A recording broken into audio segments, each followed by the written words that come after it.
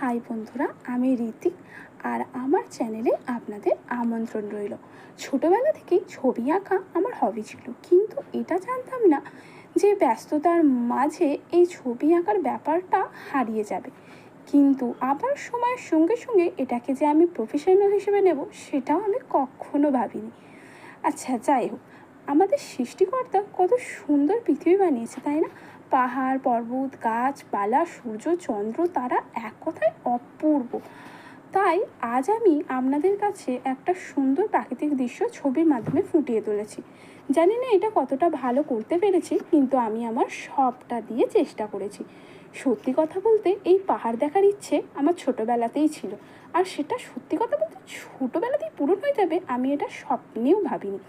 তো যাই হোক, সেটা আমার কাছে স্বপ্ন পূরণ হয়েই একটা সুন্দর মুহূর্ত হয়েই আমার জীবনে থেকে গিয়েছে।